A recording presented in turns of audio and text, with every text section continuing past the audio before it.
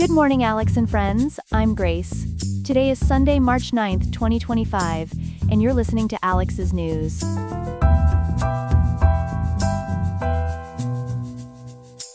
The weather in Riverside today will be pleasant, with a high of 74.4 degrees and a low of 49.4. In today's news, we'll examine Russia's tactical use of a gas pipeline to infiltrate Ukrainian military positions in the Kursk regions. Then, we'll analyze the political standoff as Republicans challenge Democrats to oppose their bill designed to prevent a government shutdown. We'll also look into the intensifying competition between states and major technology companies for increasingly scarce power resources. What's driving this energy race, and what might it mean for consumers and businesses?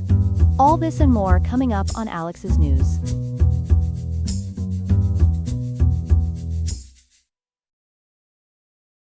In a remarkable development from the ongoing Russia-Ukraine conflict, Russian forces have reportedly employed an unusual tactic to surprise Ukrainian troops. Joining us now with more details is our international correspondent Ethan. Ethan, what can you tell us about this unconventional military maneuver? Grace, according to reporting from the Associated Press and the Kiev Independent, Russian special forces have used a gas pipeline to infiltrate behind Ukrainian lines in Russia's Kursk region. These operatives allegedly walked approximately 15 kilometers inside a gas pipeline previously used to transport Russian natural gas to Europe to launch a surprise attack on Ukrainian units from the rear near the town of Sudza. That's extraordinary. Can you explain what kind of pipeline would even allow for this type of movement? The pipeline in question is likely part of the Urengoy-Pomaria-Uzhhorod pipeline system, which has sections with a diameter of approximately 1.4 meters or about 56 inches. While that's large enough for humans to move through, it's important to note that these pipelines were never designed for human passage. They present numerous hazards, including confined spaces, potential gas residue, lack of oxygen, and significant navigational challenges. Has Ukraine responded to these reports about the pipeline infiltration? Yes. Ukraine's general staff has confirmed the use of the pipeline by Russian forces, but claims they detected and engaged the troops, inflicting heavy losses. Some reports suggest that Russian troops may have spent several days inside the pipe before launching their attack, which shows the lengths Moscow is willing to go to regain control of this territory. This is happening in Kursk, which has been a flashpoint recently. Can you provide some context about why this area is significant? Absolutely. This area became strategically important after Ukraine launched a cross-border offensive into Kursk last August, which the Kyiv Independent notes was the largest attack on Russian soil since World War II. Ukrainian forces captured approximately 1,000 square kilometers of Russian territory, including Sudza, and took hundreds of Russian prisoners of war. According to multiple sources, Ukraine had seized the area to use as a bargaining chip and to divert Russian forces from eastern Ukraine. And now Russia is trying to take it back? Precisely. The current Russian counteroffensive aims to eliminate this Ukrainian foothold on Russian soil. Ukrainian forces in Kursk are reportedly facing assaults from an estimated 50,000 Russian troops, and some reports suggest that North Korean soldiers may be among them. This pipeline operation appears to be part of Moscow's broader strategy to regain control of the territory. Are there any other developments in the broader conflict worth noting? Yes, there are some diplomatic and aid developments. According to recent reports, France will provide $211 million in military aid to Ukraine using interest from frozen Russian assets. Additionally, Australia is considering joining what's being called a coalition of the willing to support a lasting ceasefire. Reuters and other news agencies have noted they were unable to independently verify all details of the pipeline infiltration.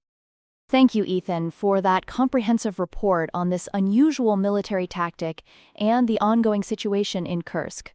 We'll continue to follow developments as they unfold. In Washington, House Republicans have unveiled a new spending bill to prevent a government shutdown, with just days remaining before the Friday deadline. For more on this developing story, we're joined by our congressional correspondent, Chloe Parker. Chloe, what exactly are Republicans proposing here? Grace, House Republicans have introduced a 99-page spending bill that would fund the federal government through September 30, 2025.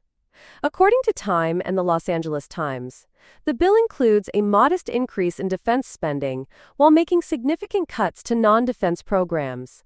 Speaker Mike Johnson is essentially daring Democrats to oppose it, despite knowing these cuts will be controversial. Can you break down the numbers for us? How significant are these proposed changes? The Republican proposal allocates about $892.5 billion for defense spending, which is approximately $6 minus $8 billion more than fiscal year 2024. For non-defense programs, they're proposing $708 billion, which on the surface appears to be about $13 billion less than last year. However, Perplexity analysis reveals something more striking when compared to the Johnson-Schumer bipartisan budget agreement from 2024, which had allocated $798.2 billion for non-defense discretionary spending. This actually represents a much larger cut of approximately $90 billion. That's quite a difference in interpretation. What specific provisions are included in this bill that Republicans are highlighting? They're emphasizing several key elements, Grace. The bill includes what would be the largest pay increase for junior enlisted service members in over 40 years, an additional $500 million for the WIC Program N.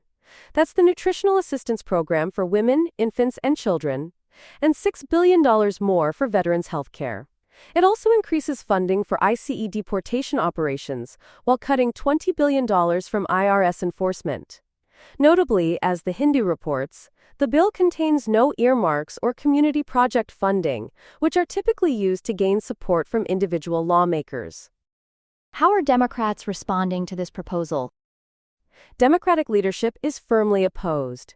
Representatives Hakeem Jeffries, Rosa DeLauro, and Senator Patty Murray have all expressed serious concerns. According to Time and the Los Angeles Times, they're particularly worried about potential cuts to Social Security, Medicare, and Medicaid. They've warned that, and I'm quoting directly from The Hindu here, moving forward with a partisan proposal that has no chance of being enacted increases the likelihood of a harmful shutdown. With the deadline just 5 days away, what are the chances this bill actually passes? The path forward is extremely narrow, Grace. In the House, Republicans have such a slim majority that they can only afford to lose one vote. Even if it passes the House, the bill would need at least 8 Democratic votes in the Senate, which seems highly unlikely given the strong Democratic opposition we're seeing. Senator Susan Collins emphasized in comments to Time the importance of avoiding a shutdown due to its negative impact on essential government employees. Is there any indication of which specific agencies or programs might face the largest cuts under this proposal? While the bill doesn't explicitly outline which agencies would bear the brunt of these cuts, Perplexity analysis suggests that significant reductions could impact a wide range of federal agencies and programs. This potentially affects areas like education, healthcare, environmental protection, and social services. The $90 billion difference between what was previously agreed to and what's now being proposed represents a major sticking point that could lead to a government shutdown if a compromise isn't reached by March 14th. And what's President Trump's position on all this?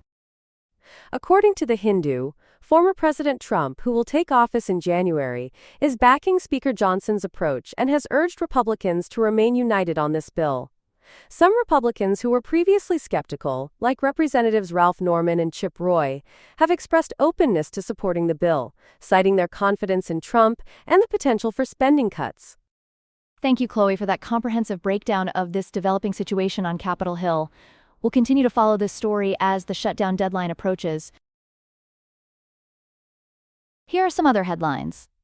In Panama, 112 migrants have been released on humanitarian grounds after being detained following deportation from the United States. The migrants, who were initially held in a hotel in Panama City before being moved to a remote camp in the Darien region, will receive temporary humanitarian passes valid for 30 days, extendable for another 60 days. Human rights groups have criticized the release, suggesting it might be a tactic to avoid international scrutiny while potentially placing migrants in greater danger. Many of the released individuals now find themselves in limbo, lacking resources and facing legal hurdles in seeking asylum. Some, like Hayatullah Omag from Afghanistan and Nikita Gaponov from Russia, fear returning to their home countries due to persecution. Malaria control efforts in Africa face a severe setback as the Trump administration terminates nearly 90% of USAID's foreign aid contracts. Malaria remains Africa's deadliest disease, with the continent accounting for 95% of the estimated 597,000 global malaria deaths in 2023. The U.S. has been a major funder, contributing between $30 to $35 million annually for malaria control in Uganda alone. The cuts have halted critical prevention programs, including mosquito spraying operations, ahead of the rainy season. New modeling suggests 1 year of disruption could result in nearly 15 million additional cases and up to 166,000 additional deaths globally. African health officials are now discussing greater self-reliance in funding health initiatives. A coalition of labor unions including AFSCME, Alliance for Retired Americans, and the American Federation of Teachers, has filed a lawsuit seeking to block the Department of Government Efficiency, or DOGE, from accessing Social Security Administration data. The unions claim DOGE's actions violate privacy laws and could lead to unauthorized access to personal information of millions of Americans. The legal filing includes testimony from a former SSA official, highlighting data security risks. Union leaders expressed concern about protecting retirees' benefits and personal information from what AFSCME President Lee Saunders called an unaccountable, unelected billionaire.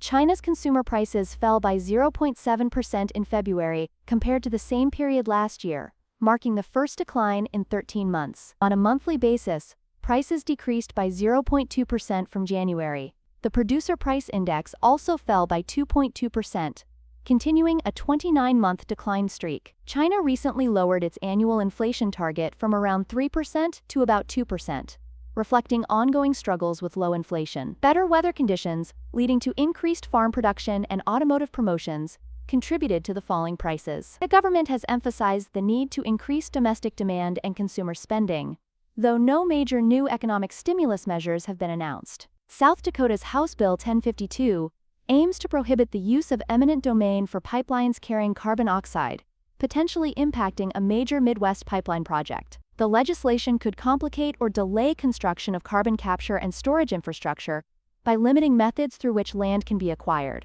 This may affect the feasibility of carbon reduction strategies for numerous industrial facilities in the region, including ethanol plants and power stations, raising questions about environmental priorities, economic benefits, and property rights. In our third story today, we're looking at a growing competition between states and big tech for energy resources. The AI boom is creating unprecedented demand for electricity, and joining us to discuss this is our technology correspondent, Ethan. Ethan, what's driving this energy race? Grace, what we're seeing is essentially a power struggle in the most literal sense. According to Perplexity API, the rapid expansion of artificial intelligence infrastructure and data centers is creating enormous electricity demands across the country. These facilities consume massive amounts of energy to power and cool the servers that run AI systems. Add to that the federal incentives for manufacturing, and we're looking at an energy consumption spike that has states scrambling. How exactly are states responding to attract these power plants and secure energy infrastructure?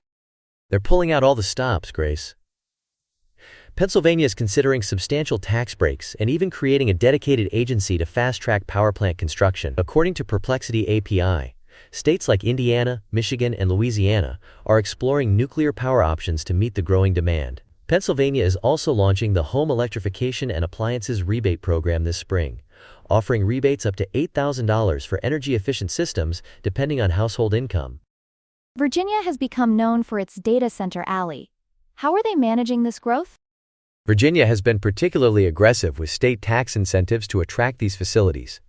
But it's creating significant challenges for local utilities like Dominion Energy. They're having to invest heavily in infrastructure just to keep up with demand. In Ohio, we're seeing AEP proposing specific tariffs for data centers to manage the high energy costs. What's concerning, according to Perplexity API, is that utilities are essentially playing states against each other to maximize their financial benefits. This seems to be happening alongside developments in the semiconductor industry. How do these issues intersect? They're deeply connected, Grace. The South China Morning Post describes semiconductors as the cornerstone technology of the information age, powering everything from smartphones to spacecraft. These chips are essential for AI development. A major point of contention right now is the future of the $52 billion CHIPS and Science Act. President Trump has called for its repeal during his 2025 address to Congress, describing it as a horrible, horrible thing. What's the reasoning behind the president's position? Trump prefers tariffs over subsidies as a way to encourage domestic semiconductor manufacturing. He believes imposing tariffs on imported chips would naturally incentivize companies to build factories here to avoid those costs. He's pointed to Taiwan Semiconductor Manufacturing Co.'s $100 billion investment in U.S. facilities as evidence that tariffs can effectively attract investment without subsidies. However, Perplexity API reports that TSMC has actually been awarded up to $6.6 billion under the CHIPS Incentives Program. How is this playing out globally, particularly with Taiwan and China?